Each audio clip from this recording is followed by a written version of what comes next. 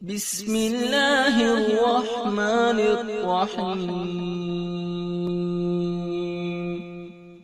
شروع اللہ کے نام سے جو بڑا مہربان نہایت رحم والا ہے۔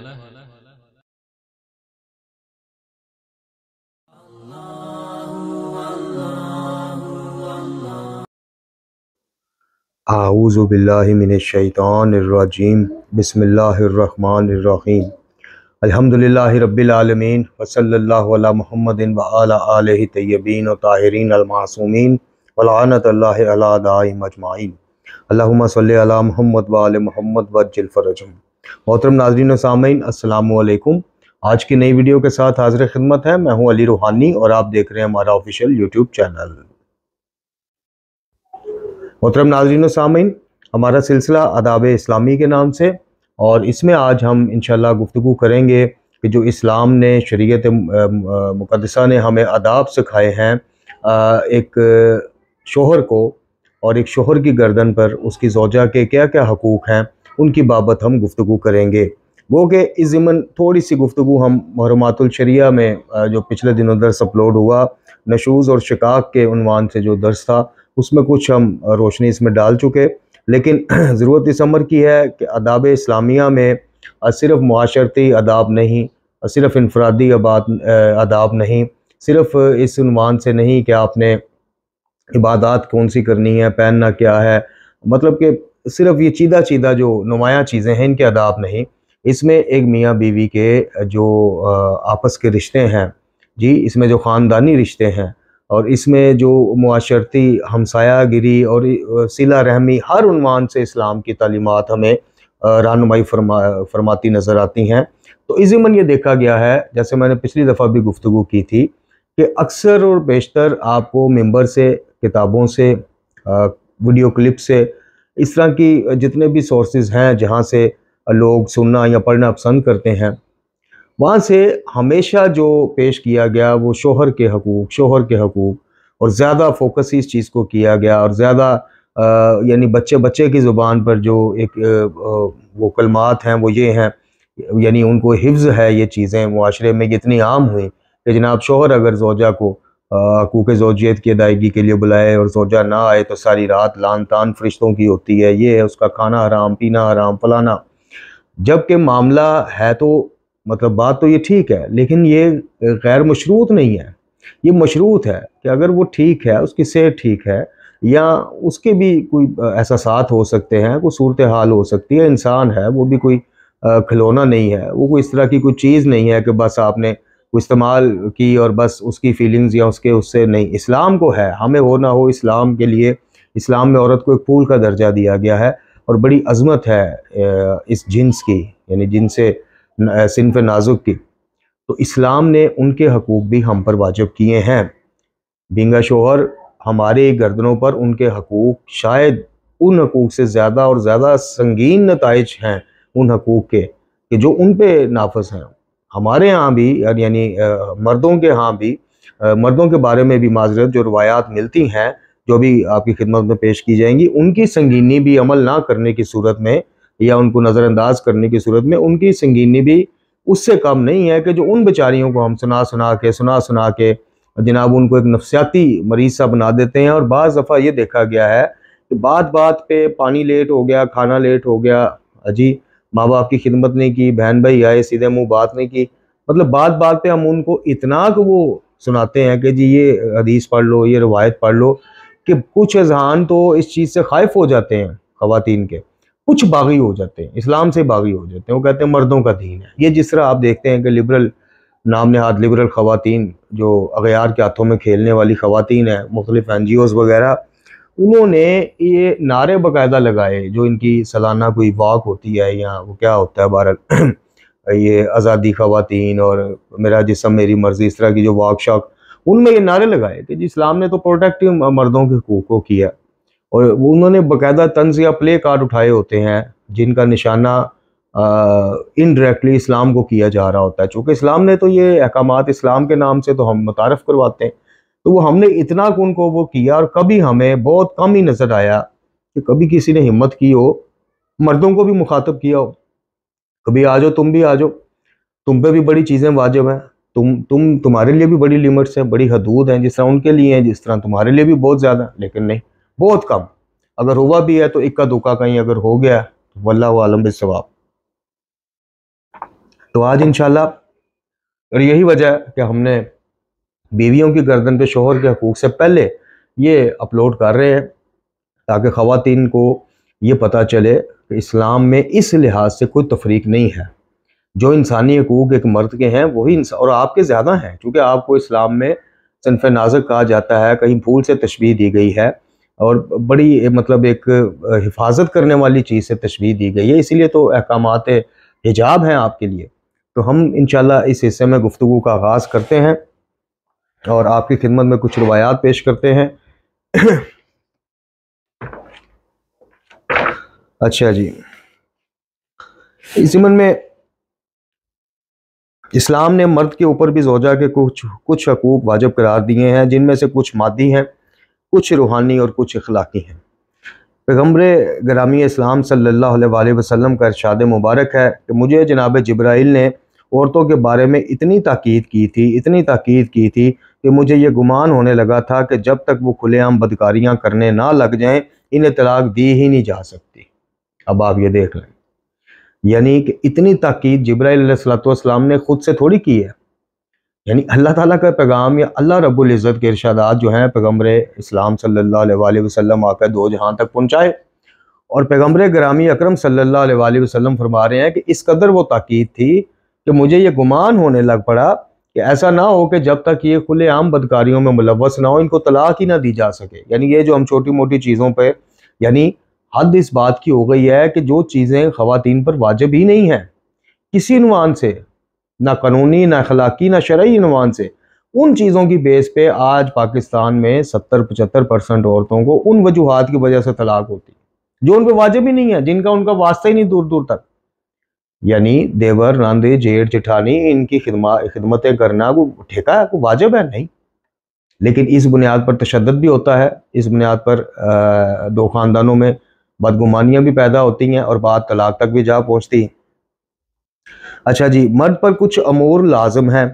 یعنی عورت کا نقفہ زندگی کے تمام اس کی جو ضروریات زندگی کے اخراجات ہیں وہ ادا کرے۔ اسی سلسلہ میں امام جعفر صادق علیہ السلام کا ارشاد مبارک ہے کہ اس کو شکم سیر کرے، اس کے لیے لباس مہیا کرے ہر موسم کا، اور اگر اس سے کوئی غلطی ہو جائے تو اسے معاف کر دے، درگزر کر دے۔ اسی طرح سید الساجدین امام علی زین العابدین علیہ السلام فرماتے ہیں کہ تمہاری زوجہ کا تمہارے اوپر یہ حق ہے کہ تمہیں یہ احساس رہے کہ خداوند عالم نے اس کو تمہارے لیے وجہ سکون اور انس کا ذریعہ قرار دیا ہے، لہٰذا یہ دھیان رہے کہ وہ تمہارے پاس خداوند عالم کی ایک نعمت ہے، چنانچہ اس کا احترام کرو، اس کے ساتھ نرمی سے پیش آؤ۔ اگرچہ تمہارا حق اس کی گردن پر واجب تر ہے، لیکن تمہارے اوپر بھی اس کا حق واجب تر کے قریب ہے، اس کے ساتھ مہر و محبت سے پیش آؤ کیونکہ وہ تمہاری اسیر ہے اور اس کے لیے کھانے اور کپڑے کا انتظام کرو، اور اگر نادانستہ طور پر ان سے غلطیاں ہو جائیں تو درگزر کر دو۔ یعنی اسیر سے مراد یہ ہے کہ جب نکاح میں آ جاتا ہے تو اسیری والا حساب ہے، یعنی آپ سے پوچھے بغیر وہ باہر نہیں جا سکتی، آپ سے پوچھے بغیر وہ اپنی حدود سے باہر جا کے لباس زیب تن نہیں کر سکتی، اور آپ کی مرضی، آپ کے غصے سے خائف رہتی ہیں، تو یہ اسیری والا حساب ہو جاتا ہے۔ تو امام یہ فرما رہے ہیں کہ لہٰذا ان سے مہر و محبت سے پیش آؤ، شفقت سے پیش آؤ، چھوٹی موٹی غلطیاں درگزر کرتے رہو۔ کبھی ٹھیک ہے غصہ کر لیا، لیکن غصے کے بعد منانے میں بھی اگر مرد پہل کر لے گا تو کوئی آسمان نہیں گر جائے گا، مرد کی مردانگی ٹیڑھی نہیں ہو جائے گی، مرد کی مونچھ نیچے نہیں ہو جائے گی اگر وہ اپنی زوجہ کو بڑھ کے پہلے منا لے گا۔ اچھا جی، اسی ضمن میں ایک اور حدیث آپ کی خدمت میں پیش کرتے ہیں کہ پیغمبر اکرم صلی اللہ علیہ وآلہ وسلم کا ارشاد مبارک ہے کہ شوہر کا اپنی زوجہ سے صرف یہ کہتے رہنا کہ مجھے تم سے محبت ہے کبھی بھی زوجہ کے دل سے مٹتا نہیں، اور شوہر کے بارے میں اس کے نرم جذبات اور محبت کے جذبات دل پہ نقش ہو جاتے ہیں، اور وہ اسی چیز کو پھر، یعنی ایک شوہر اپنی زوجہ سے جب یہ کہتا رہتا ہے جی اکثر و بیشتر مختلف مواقعوں کے اوپر کہ مجھے تم سے بہت محبت ہے، تو یہ جو الفاظ ہیں یہ زوجہ کے دل سے پیغمبر گرامی اکرم صلی اللہ علیہ وآلہ وسلم سرکار خاتم الانبیاء کہتے ہیں کہ یہ اس کے دل سے پھر مٹتے نہیں ہیں، اور وہ اسی کو سوچ سوچ کے کہ میرے ہسبینڈ نے، خاوند نے، شوہر نے مجھ سے یہ کہا، وہ خوش ہوتی رہتی، اور اس کے خوش ہونے پہ اللہ رب العزت کتنا خوش ہوتا ہے، یہ اس کا حساب لگانا ہی باہر ہے، یعنی یہ چیز حساب لگانے سے باہر ہے۔ پھر فرمایا کہ جو شخص اپنی بیوی کی بد اخلاقیوں پر صبر کرتا ہے خداوند عالم اس کو اتنا ہی اجر عطا کرے گا کہ جتنا جناب ایوب کے امتحان پر ان کو عطا فرمایا تھا۔ اللہ اکبر، جب آپ دیکھ لیں اب یہ چیزیں ایمانداری سے بتائیں کتنے سورسز ایسے ہیں کہ جو ذرا مردوں کو بھی تھوڑا سا لتاڑتے ہیں علمی طور پہ کہ آ جاؤ بھائی تم بھی یہ سن لو۔ نہیں، یعنی کہا جا رہا ہے کہ ان کی بد اخلاقیوں پر فوراً سے پہلے منہ بنا لینے سے، گھر میں لیٹ آنے سے، منہ ادھر کر کے سو جانے سے اور جناب اس طرح وہ کرنے سے بہتر ہے کہ ان کو اگر تم صبر کر کے درگزر کرتے ہو تو تمہارے اس صبر پہ اتنا ہی اجر تمہیں ملے گا جتنا جناب ایوب کے امتحان لینے پر اللہ نے صبر ایوب پر ان کو جو اجر دیا تھا وہ اجر تمہیں ملے گا۔ اب یہاں معاملہ الٹ ہے، یہاں آپ دیکھ لیں کہ تعلیمات اسلامیہ کیا ہمیں سکھا رہی ہیں، اور ہمارا چونکہ جو مینٹیلٹی ہے، جو 99.9% جو ذہنیت ہے وہ وہی پیچھے سے وہی ہندوانہ ایک کلچر ہمارے یہاں، مطلب جیسے یہ جہلانہ طور پہ خواتین کو کہا جاتا ہے کہ جب رخصت کیا جاتا ہے اور ان کے ذہن میں ایک بات ڈالی جاتی ہے جب مر کے وہاں سے آنا، تمہارا میت ہی وہاں سے آئے، یہ نہایت جہلانہ سوچ ہے، جہلانہ بات ہے، اس کا اسلام سے دور دور کا واسطہ نہیں ہے۔ اسلام نے نہیں مجبور کیا ہے کہ آپ ہر قسم کا ظلم و تشدد، جسمانی، روحانی، ذہنی اذیتیں کاٹتی رہو اور وہیں پہ رہو اور مر کے وہاں سے آنا۔ یہ ہندوانہ سوچ کی تو عکاسی کرتے ہیں، جملات، کلمات، یہ اسلام کی روشن تعلیمات کی عکاسی نہیں کرتے۔ لہٰذا جو والدین اپنی بچیوں کو صرف اپنے ناک کٹنے کے ڈر سے یا جو ہندوؤں میں چونکہ ہندوؤں کے علاوہ بھی کچھ قوموں میں بیٹیوں کو بہت سمجھا جاتا تھا تو وہ کہتے تھے اب ایک دفعہ تنگ پنگ ہو کے ان کا وہ کر رہے ہیں، ان کو رخصت کر رہے ہیں تو لہٰذا تقریر کی جاتی تھی کہ اب مطلب مر کے ہی آئی ہوں واپس۔ اسلام اس طرح کی سوچ کی نہ سپورٹ کرتا ہے، نہ اس طرح کی سوچ کو بڑھاوا دیتا ہے۔ آپ کے اوپر واجب ہے، فرض ہے کہ آپ اگر سمجھو کہ آپ کے ساتھ آپ کو غیر شرعی کاموں میں ملوث کیا جا رہا ہے، جسمانی اور ذہنی اذیت ایسی دی جا رہی ہے کہ ناقابل بیان ہے، تو بالکل آپ کا فرض ہے کہ آپ اپنے والدین کو، اپنے قریبیوں کو آپ ان کو مطلع فرمائیں، ان کو بتائیں۔ یہ سوچ ہمارے اسلام کی سوچ ہے ہی نہیں ہے، اور نہ یہ سوچ، یہ بھی ہندوؤں سے ایک سوچ اور آئی ہے، اس کا بھی میں ذکر کرتا جاؤں، جس کا 99% خواتین شکار ہوتی ہیں۔ دیکھیں، خواتین کو نان و نقفہ دینا خاوند کی ذمہ داری ہے، خواتین کے اوپر کوئی ایسی الٹ کے ذمہ داری اسلام نے نہیں لگائی کہ خواتین کو ماں باپ کی طرف سے ملنے والے تحائف یا پیسے یا کیش حکومت وقت سے، جیسے باہر کے ملکوں میں ہم رہتے ہیں تو ظاہر ہے میاں بیوی کو الگ الگ اگر وہ جو بھی ان کے پیکیجز ہوتے ہیں، اگر وہ بے روزگار ہیں یا بیمار ہیں، خواتین کے اوپر کوئی ایسا فرض نہیں ہے۔ خواتین کو ان کے ماں باپ سے، ان کے رشتہ داروں سے اگر کوئی جائیداد ملے، زمین ملے، کیش ملے، رقم ملے، کوئی تحفہ ملے، حکومت سے ملے، کسی ادارے سے ملے، جو ان کے اپنی ایفرٹس کی وجہ سے کسی وجہ سے، ان کے اوپر کوئی فرض نہیں ہے کہ وہ جناب منو آنا اٹھا کے تو اپنے شوہر کی وہ اپنے دے تو اس کی مہربانی ہے، احسان مند رہے، اس کے ممنون رہے، نہ دے تو اس کو اپنے خامند ہونے کے چکر میں آپ یہ احسان جتلائیں کہ میں چونکہ تمہارا خامند ہوں، میرا فرض ہے، میرا حق ہے، یہ ایک نہیں ہے۔ یہ خواتین بھی ذہن میں بٹھا لیں کہ اگر وہ نہ دینا چاہیں تو نہیں، ان کو کوئی اسلام مجبور نہیں کرتا،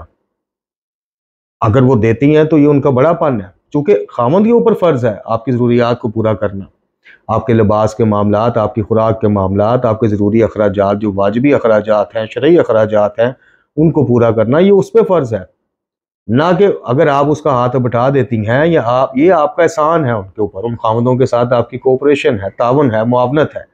فرض نہیں ہے آپ پر۔ اسی طرح جو یہ خامند اپنے خامند ہونے کا جناب وہ جتاتے ہیں اور ان کو ملنے والی ہر قسم کی چیز سمجھتے ہیں کہ اس میں ہمارا کوئی پیدائشی حق ہے، یہ حق بالکل نہیں ہے، اور اگر آپ ان کی مرضی کے بغیر، ان کے منشا کے بغیر ان کو ایموشنلی بلیک میل کر کے، جذباتی بلیک میل کر کے، چونکہ میں خامند ہوں، پھر یعنی ان کو یہ تاثر دینا کہ اگر یہ تم نے نہ کیا تو پھر میرا منہ ادھر ہو جائے گا، یا میں طلاق دینے تک آ جاؤں گا میں، یا یہ کر دوں گا، اس طرح کی چیزیں کر کے وہ پھر غاصب ہیں آپ،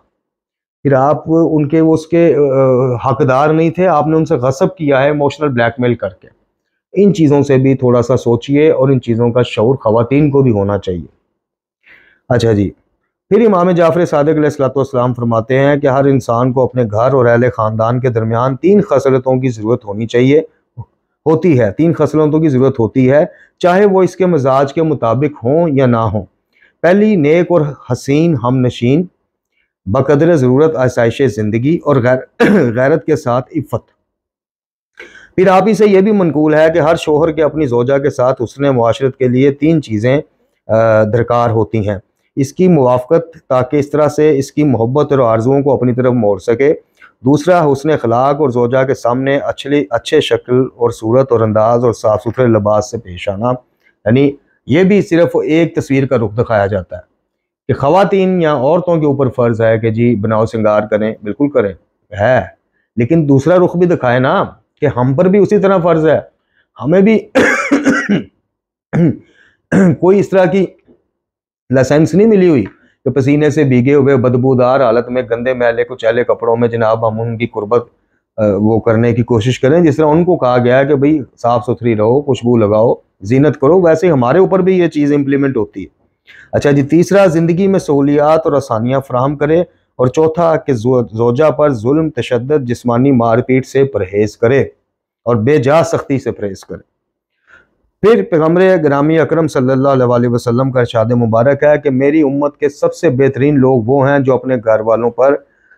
بہت زیادہ سختی نہیں کرتے اور لطف و محبت سے پیش آتے ہیں اور نہ ان پر ظلم کرتے ہیں۔ پھر آپ نے اس آیہ کریمہ کی تلاوت فرمائی کہ جس کا ترجمہ ہے کہ مرد عورتوں کے حاکم اور نگران ہیں ان فضیلتوں کی بنا پر جو خدا نے بعض کو بعض پر دی ہے، یعنی ایک نگران یا جس کو آپ کی رعایا بنایا جاتا ہے اور آپ کو اس کا امیر مقرر کیا جاتا ہے، تو آپ کے اوپر رعایا سے زیادہ ذمہ داری آپ کے اوپر ہے کہ وہ آپ کے ماتحت ہے۔ آپ نے ان کو گرمی، سردی، دھوپ، چھاؤں ان چیزوں سے بچانا بھی ہے، ضروریات بھی پوری کرنی ہے۔ آپ مطلب جو حاکم ہوتا ہے، اپنی رعایا کا جو حاکم ہوتا ہے، اس کی ذمہ داریاں زیادہ ہیں رعایا کے بنسبت۔ تو ان چیزوں کی طرف متوجہ کرنے کے بعد کہ سب سے بہترین میری امت کے لوگ وہ ہیں کہ جو بے جا سختیاں نہیں کرتے، ظلم نہیں کرتے، مار پیٹ نہیں کرتے، اس کے بعد اس آیہ کریمہ کی تلاوت فرما کے یہ مہر ثبت کر دی کہ تم اس زوم میں نہ رہنا کہ ہمیں ان پہ جناب فضیلت دی گئی ہے تو اب جو مرضی کرتے ہیں، پھر تم پر واجبات بھی پھر زیادہ ہو جاتے ہیں۔ اسی طرح جس طرح ایک حدیث مبارکہ آپ کی خدمت میں پیش کی جاتی ہے، وہ ہم بھی پیش کریں گے اپنے جو شوہر کے حقوق ہیں اس پہ اوپر، کہ جو نافرمان ہے اپنے خاوند کی، اس کا کوئی عمل قبول نہیں، کوئی عبادت قبول نہیں جی۔ اسی طرح ایک حدیث نبوی صلی اللہ علیہ وسلم ہے کہ اگر شوہر اپنی زوجہ کے اوپر مار پیٹ، تشدد، ظلم کرے گا تو اس کا کوئی بھی کار خیر قبول نہ ہوگا، جیسا کہ ارشاد ہے کہ یہی حال مرد کا بھی ہے جی۔ یعنی وہی بات کہ جس طرح عورتوں کا ہے کہ بھئی اگر آپ نافرمان ہیں، کھلم کھلا خاوند کی اس کے لحاظ نہیں کرتی ہیں، تو پھر آپ یا بد زبان ہیں، آپ کی زبان سے وہ تنگ ہے، تو آپ کا کوئی عمل قبول، تو یہ کہا جا رہا ہے کہ یہی حال مردوں کا بھی ہے کہ ان کا بھی کوئی عمل قبول نہ ہوگا اگر وہ زوجہ پر ظلم کرنے والے ہوں گے۔ تو یہ مختصراً آج کے ہم نے درس میں کوشش کی، نہایت مختصراً، ورنہ تو اس بابت جتنی گفتگو کی جائے وہ کم ہی ہوگی۔ جو حال ہوا پڑا ہے خاص کر پاکستان میں خواتین کے حوالے سے، ان کے اوپر ظلم کے حوالے سے، ان کے حقوق کے حوالے سے کوئی آواز اس طرح کی نہیں اٹھتی ہے کہ جو آ کے مردوں کو متنبع کرے اور مردوں کے لیے تھوڑی اویئرنس کا باعث ہو کہ بھائی تم جو ہے وہ زیادہ قابل گرفت ہو جاتے ہو، چونکہ تمہارے انڈر دیا گیا ہے اس صنف نازک کو، جس کی پہچان ہی نزاکت ہے، جس کی پہچان ہی حساسیت ہے، جس کی پہچان ہی جناب اتنی ہے کہ آپ تھوڑا سا اونچا بولیں گے، دبکا، وہ جسے ہمارے پنجابی میں کہتے ہیں پتہ نہیں، دبکا مارنا، یعنی زیادہ وہ اسی سے اس کے آنسو شروع ہو جاتے ہیں، جس کا عنوان ہی یہ ہے، اس کو تمہارے انڈر اگر دیا گیا ہے تو ایک نگہبان کے لیے